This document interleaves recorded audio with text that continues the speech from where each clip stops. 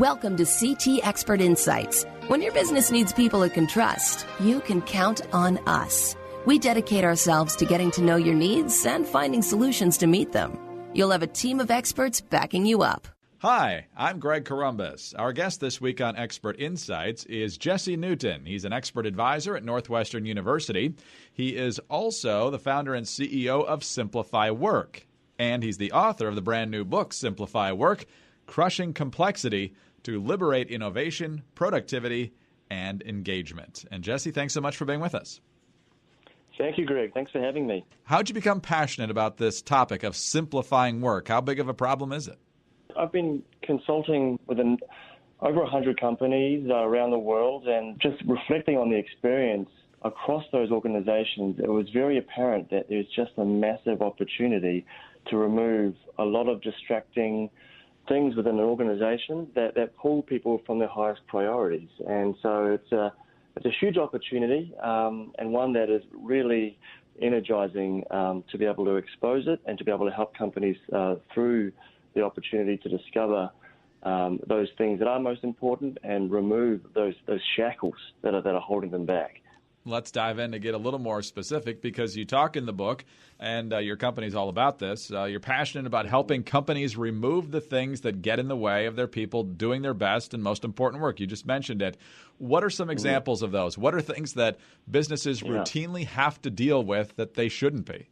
Well, essentially, as organizations grow up, they add more structures and processes, rules, metrics, committees, scorecards, reports. I could go on. And basically, where it leaves the individual employee is in this position within a labyrinth. They have to navigate, who's responsible for what, and constantly having to complete these reports or trying to understand various communication channels. How do I connect with this particular group? And if they get left in this state where they become very reactive, and they lose sight of those things that are most important. So it's harder to become, much more proactive around how you organize your day and where you allocate your time and energy, because you're left to react and respond to the plethora of demands on your time. And so from an organizational perspective, it's not serving to really liberate the best thinking and innovation and collaboration and engagement. A lot of people are becoming disengaged within organizations, and a big driver of that is that organizational complexity that has crept into many organizations over a long time frame. All right, so you crush complexity by simplifying work. How do you do it?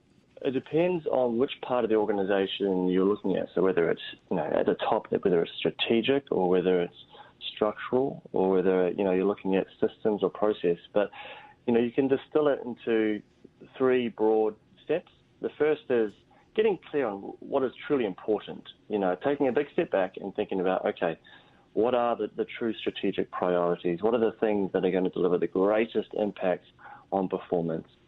Without understanding and aligning on what is truly most important, it's impossible to prioritize. It's impossible to say no to things. And so inevitably you end up in a very reactive mode, just completing instructions that are given to you. The second piece is understand how work actually gets done today. So what are people spending their time on? What are the activities? How much time is spent on each activity? And then once you've got that inventory of, what is it that encompasses a day in the life of a team member in X group, whatever, you can then assess each of those activities and think about which is truly a priority, which versus those things that are low value, that are just soaking up people's time and energy and pulling them from the highest priority, strategic activities.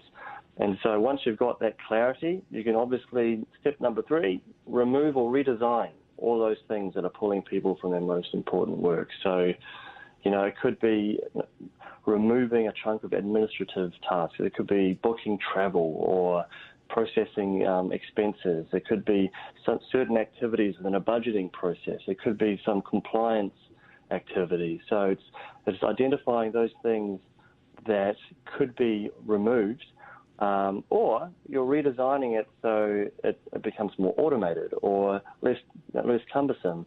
And an example is, performance management. So for decades, the whole process of annual performance management was pretty clunky, and people dreaded the process of having to, write up the reviews and rate people and sit down. And, the focus became more on how do we get through this process versus how do we get the value from the process, which, there's a huge amount of potential for a lot of value to be created through an effective performance management process. But people were getting lost in just the cumbersome nature of the process. And so a couple of years ago, a few experts came up with a few different perspectives on performance management that tested some of the assumptions around the effectiveness of traditional performance management, which led to organizations questioning whether their process was the right one. And many organizations since have transformed their performance management system to strip out the cumbersome nature, to make it much more targeted, focus on those parts of the process that are most valuable, like rich coaching conversations between managers and employees, for instance. And so that's just one example of how you can follow that three-step process, get clear on the priorities, understand the reality of work today, and then remove or redesign the things that are getting in the way of those priorities. Excellent advice. Some folks might be wondering, Jesse, these cumbersome tasks, oftentimes they still need to be done, but they can be done more efficiently, or perhaps they should be moved to someone else in certain cases. So how do you make sure that the work that needs to get done, even if it's cumbersome, still gets done while still freeing people up to do what they do best? Yeah, one good strategy from an individual perspective is getting a lot better at planning. From an individual perspective, understand, annually, quarterly, monthly, weekly, how do you cascade the top annual goals into quarterly plans? How do you then translate quarterly plans into weekly plans and organize your week around those top priorities? So if you know that you're most productive in the morning, you do your best thinking and innovating between the hours of 9 and 11, protect that time to focus on those highest priority activities. Allocate a big chunk of the week, or whatever chunk is appropriate, to get through the administrative tasks in a time frame that isn't, your most productive time. So if it's in the afternoon or a Thursday afternoon, or take a proactive view of your weekly calendar and time-bound specific activities. And that even includes checking email. So interruptions and distractions is a driver of individual complexity. So carve out time in the day to check and to respond to emails. And it could be before lunch or after lunch or, in the morning. And it could be 3 times a day, 4 times a day. But what you're doing is you're limiting the interruptions and distractions that can break your deep focus and concentration, can inhibit your best work. And so that's one sort of finite, practical way of, from an individual perspective, proactively, taking charge of your week and your time and your energy and organizing it so that you're more effective. I really like the focus on time, because that's the commodity that everyone has the exact same amount of. Some businesses might have more resources than others. Some have more people, but everyone's got the same amount of time. And so being able to prioritize that and organize it effectively is definitely a key. As we get ready to close here, Jesse, I just want to have you share a story or two. It might be your own story, I don't know, or clients you've dealt with, of the difference this makes when you simplify the work, when you deal with these cumbersome tasks in an effective way, organize your time in a better way. How have you seen that liberate innovation, productivity, and engagement? Well, it's massively energizing when you see employees see the opportunity. So I facilitate numerous workshops and I help different groups, whether it's functional leadership or leadership of an organization, just look at their organization or their function team through the lens of simplification, and it's just hugely energizing to see the reaction in the people when you identify all of those things that are pulling people from their work. And so, for instance, when you capture that list of items, people are often unaware of how many things their people are having to manage, and the competing requests and pressures on their time is often unknown and unclear. And so shining the spotlight on all of those things that people are having to manage and is very eye-opening for organizations. And then, once they have the ability to pull things away, the increased energy and excitement and the passion and the enthusiasm returns to the job, because all of a sudden people are able to come into work and do what they were hired for, instead of having to, manage low-value work or being pulled in multiple directions and feeling like they aren't in control of their performance.